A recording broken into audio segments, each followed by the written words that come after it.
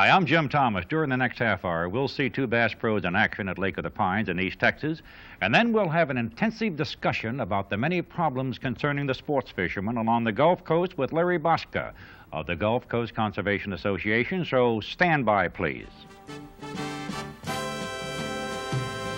The Lone Star Sportsman, brought to you by Lone Star Beer.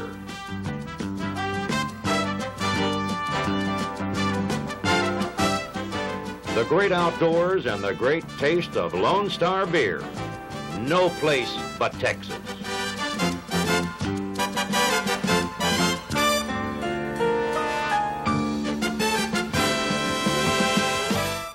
Nice to have you with us. You know, I don't suppose I'm any different from any other bass fisherman in that when I angle a new lake for the first time and enjoy the results, I have a tendency to do quite a bit of talking about it. This seems to be the case of Lake of the Pines, located in East Texas. I've had the good fortune to have made a number of trips to this fascinating spot, and it would appear that each trip was better than the last. The lake is very appropriately named because there are pine trees everywhere along the shoreline as well as in the water. It's simply beautiful, and its clear waters are literally teeming with respectable-sized bass. We'll show you what we mean right after this break.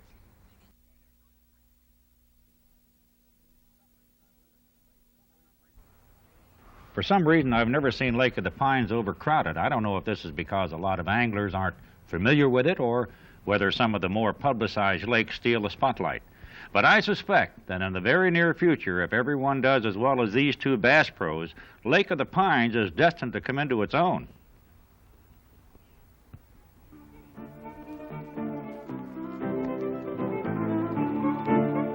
If you've ever planned on fishing in East Texas, one spot you don't want to overlook is Lake of the Pines in the Longview, Texas area.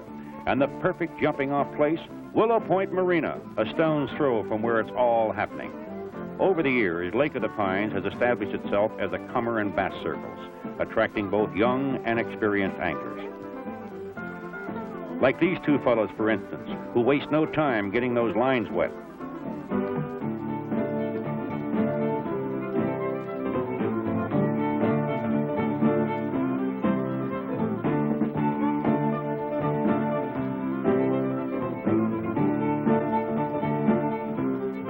From the looks of those spinnerbaits they're tying on, they don't appear to be setting their sights on anything small.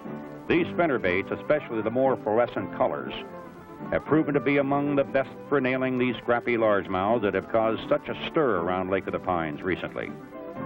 And this guy should know, he's Jack Hudson, owner of Willow Point Marina.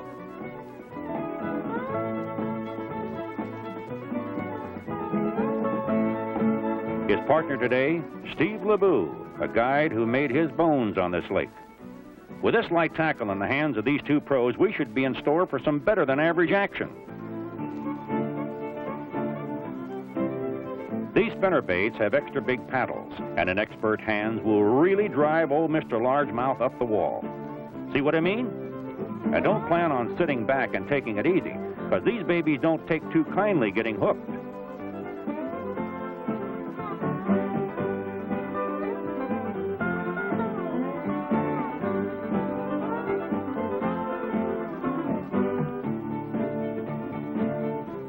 But even the best of fighters eventually surrender to the net. And our two anglers now have a nice, fat Lake of the Pines largemouth ready for the broiler. You go right ahead and smile, Steve. That's a keeper in anybody's book. And it's back to business as usual as our two pros work those reels with watchmaker's precision. Incidentally, these light outfits can't be topped for the sheer thrills you get when you connect. If you don't believe me, get a load of this action. I got one, Jack. Oh, I told you, that's a good one. Let me get mine up here. He hit that. He tangled up. He hit that curve whacker. Boy, look at that. That's a fine bass. I told you there's some good fish in here. Yeah. That's no 4.5 pounds, I believe. Look at him, boy, he's stuck good. We'll weigh him when we get back in. Yeah, he did. You stuck him good, that thing. That's not uncommon at all up here. I guarantee I'll have a good one right back here next door to you. I believe I'm going to look at him. That's a chunky little old bass. I believe he is. I guarantee you, that's a There's chunky some bass. good fish in here. Well, let's get back out there and see if we can catch it up. You hit it on the head that time, Steve. And where there's one chunky bass in the neighborhood, there's bound to be more lurking. So out with the lures, and it's only a matter of time before bingo, another rod-jarring strike.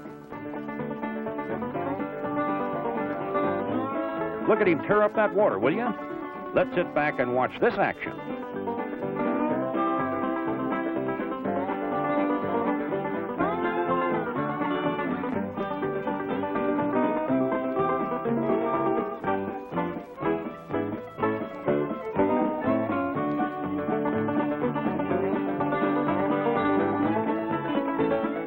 But it's not too long before another good-sized bass comes into the net, and that old reliable bushwhacker scores again. He's a beauty, isn't he? And it's a foregone conclusion that these guys won't go hungry today. Oh, there he is. Come on, man. Come on out there. Hudson. Hey. Oh, that paddywhacker's a good bait, isn't it? I tell you what. Come on there, baby. This fish is on these I paddlewhackers. believe he's as big as yours. Oh, he's not as big as But mine. he's a good fish, isn't he? Yeah, look at that one hit, one block to mine. Well, let me get this one in there. I want to get mine back out there. Hey, how many is that? Who's one? That's all right. I'm going to get it for you here. I'm going to put this one in. He may not be as big as yours, but I think that bet we had was numbers, wasn't it? Well, whether it's numbers or size involved in this wager, the odds are looking pretty even at this point. And when you watch an evenly matched pair of anglers who know a lake like the back of their hand tear into it like this, well, you can't help but be impressed and maybe a little envious. As we said before, Steve has been guiding here at Lake of the Pines for a number of years. He's fished with them all, from the amateurs to the pros, all kinds of different folk. Even though he's been known to lose a few, but Steve's customers are all the same in one respect. They all agree he produces results. This, combined with the right experience and attitude, has established Steve's reputation as one of the top guys in the area. And when he's not guiding, well, he's doing what he's best at, fishing. You know, there's an interesting story behind Jack Hudson. A few years back, he was an engineer for a major software firm in Dallas. He had a good job, a good future, a house, and all the trimmings. Whenever he had a chance, he'd go fishing. One weekend, he went to Lake of the Pines. Willow Point Marina was up for sale at that time. Needless to say, Jack did a lot of reflecting that weekend. A few days later, he was back in the city, battling traffic in his nice new shiny Porsche. That did it. Jack sold his house, a nice new shiny Porsche, and all the trimmings. He gave up his engineering position and came down to Lake of the Pines and bought Willow Point. With his wife and little girl, he's been providing fishermen with top-notch lodgings and marina facilities ever since. I guess there's a lot of us who've thought about chucking it all when the pressures of the city got to us, but we never seemed to go through with it. Jack's unique because he had the guts to do it, and he's been happy ever since. He wouldn't have it any other way. Besides, when you can get a fight like this in your own backyard, who needs the city? Hang on, Jack. He's not done yet. If he keeps this up, that bet's going to pay off. Boy, those bushwhacker lures can do no wrong today. That's for sure. At this rate, that net'll wear out to where you can drive a boat through it. Nice going, pal. Sure beats sitting at a drafting table, doesn't it? With a few more like these, those old arms are going to start getting awfully heavy after a while.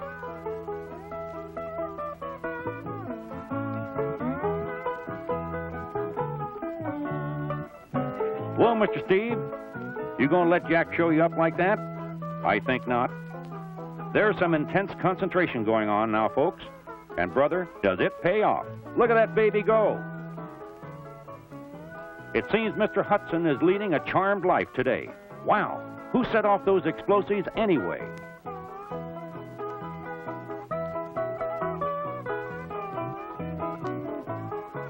Hey, look at that, Ray. Look at him. Look at him. Come on, Got baby. another, hey. Hey. Get in here. Look at that. Hey, that's a pretty good little bass. Yeah. Want me to get the net? No, I ain't gonna get no net. I'll tell you what, he ain't big enough. I'm gonna cut your line. No, you don't. Yeah, I'm gonna cut your line off. Give me that fish. That's what you eating with me, and I ain't going for that. I'm gonna cut your line. Yeah, you rascal. Well, I didn't get the fish, but I got your line cut. Let's go. I guess you just want to get back out there, don't you? That's right. Give me my bait back. I don't know. I'm going to take this paddlewack away from you. I believe I'm not going to let you fish with it anymore while you coming home. Well, Steve, after a day like this, you guys don't need any more fishing. One more, and you'll need a crane to unload the boat. Well, if what you've seen today hasn't convinced you Lake of the Pines isn't a crackerjack bass lake, then, buddy, here's what you do. Hit that boat and make tracks down to Lake of the Pines.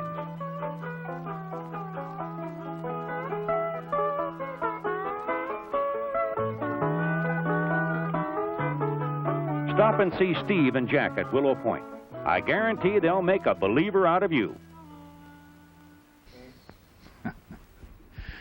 We'll meet Larry Bosca and the Gulf Coast Conservation Association right after this break. There's a relatively new association headquartered in Houston called the Gulf Coast Conservation Association. It deals with the many problems sports fishermen encounter along the Gulf Coast. As I understand, it's not a controversial organization that looks at only one side of whatever issue that may be involved. It recognizes the problems of the commercial fishermen as well as those of the outdoorsmen. Larry Bosca is the chapter coordinator of GCCA, and he's here with us today. Larry, welcome to our program. Good to be here. Thank you. First of all, right off the bat, Larry, let me ask you to identify exactly what your organization is. We talked a little bit about it at the top, but I'm sure you can give us a more detailed explanation. Well, the whole thing began back at a Houston sporting goods store in February of 1977. There was about 14 disgruntled Houston sports fishermen who had been voicing the common complaint of not getting as many trout and redfish as they'd been wanting, and they got together and decided to do something about it, and they accordingly formed the GCCA. They named it Gulf Coast Conservation Association because they didn't want to limit it entirely to the Texas coast. However, at this point, most of our efforts have been confined to Texas, and specifically redfish and trout. Well, then, what are your ultimate goals? What are your plans for the future? What have you accomplished so far? Well, the 66th Texas legislature had quite a bit of impetus for us. Senator Babe Schwartz helped us quite a bit, and a lot of legislation that we pressed for was passed, and we think that's going to be of great benefit to anybody interested in taking redfish or trout from the Texas coastal waters. But at this point, I would say our ultimate goal right now is seeing redfish and trout placed on a game fish status, and we received quite a boost from that through the direction of Bob Kemp, the director of Texas Parks and Wildlife Fisheries, in a recent statement of his. And we believe that we'll see it done. Mr. Kemp's status was that the redfish and trout were a limited resource. Economically, it was much more feasible to use them as a sport fishing resource and allow the commercial fishermen to capitalize upon crabs and specifically shrimp, which is the greatest economic asset to the commercial fishermen, and to allow the sports fishermen to take the reds and trout. They are worth over $319 million, which was about what it came to last year, and that was not counting sporting goods sales, boats, marinas, that sort of thing. They're a tremendous economic asset, and we feel that they should be preserved for that purpose.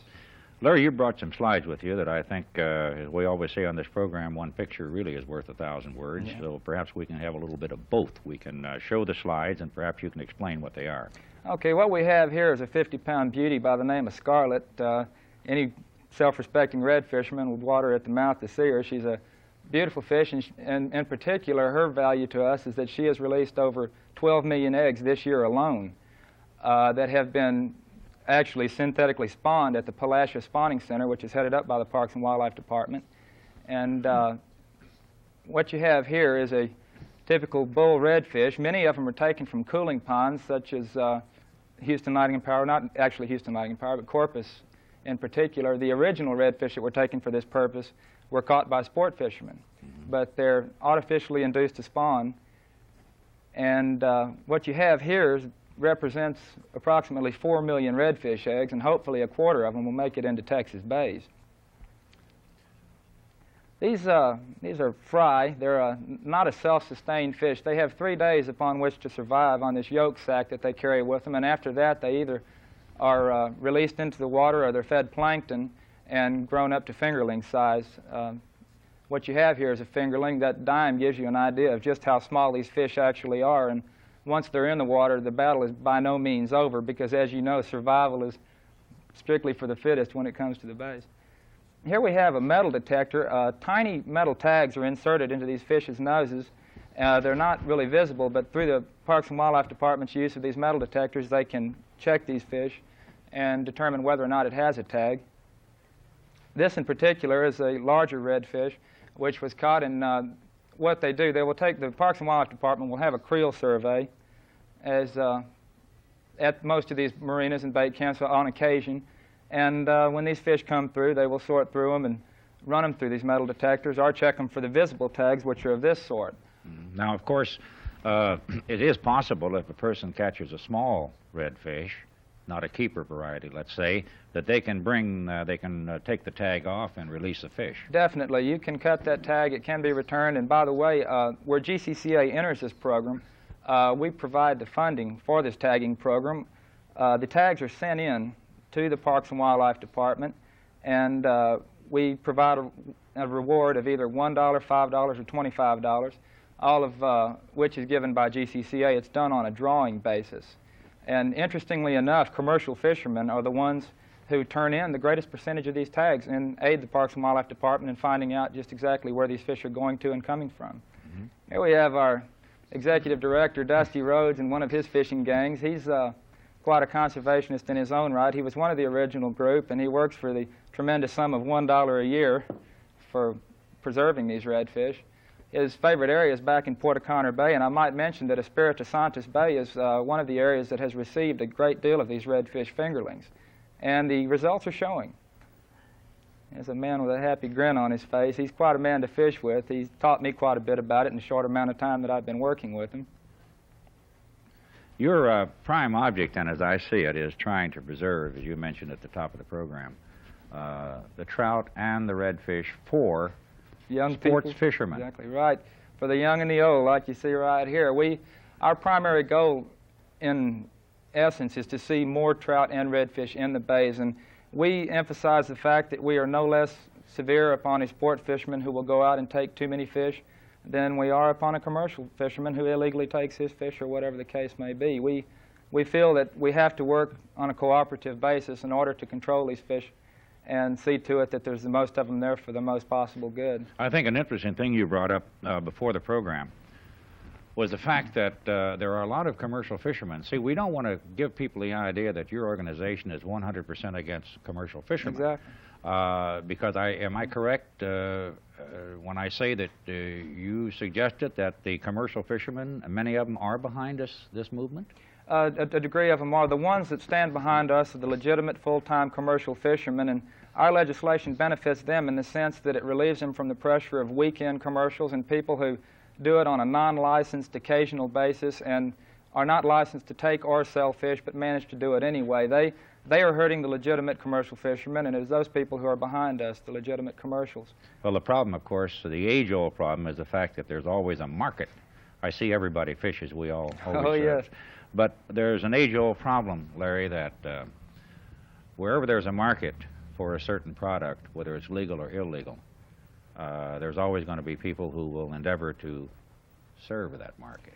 Well, that's true, and even the game fish status may not completely end the problem. I imagine there could be a black market operation with redfish and trout just as much as there was during Prohibition days and alcohol, so I'm not saying that it's a cure-all, but I do feel that with redfish and trout on the game fish status, that under the jurisdiction of the Parks and Wildlife Department and cooperation of everybody involved, we can see plenty of redfish and trout to go around, and the legitimate commercial fishermen can still make a viable income. Well, an interesting facet of that is the fact that not too long ago, as you know, they did reduce the limit of speckled trout. That was and no one really seemed to complain too much about it. No, as a matter of fact, that was a bill brought forth by members of the GCCA reducing the limit to 12 inches in size and 20 possession Of course, this is in regulatory counties that it takes place, and we recently saw Galveston County initiated as a county under the jurisdiction of the Texas Parks and Wildlife Department.